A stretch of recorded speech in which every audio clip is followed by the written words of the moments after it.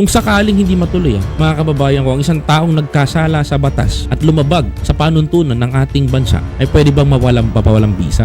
Sa tingin ko, mga kababayan ko, sa hinaba-haba ng proseso ng impeachment, I think the hatol is guilty. Mga kababayan, tuloy.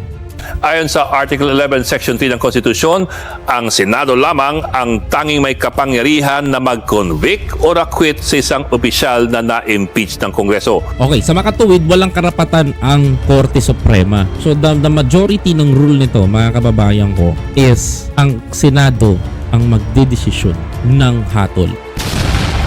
Now, question, bakit nagsumbong si Buday sa Supreme Court kung wala naman din palang bearing? Now, I understand, pinalalakas na lang ni Buday yung puwersa at suporta niya dito sa mamamayang Pilipino.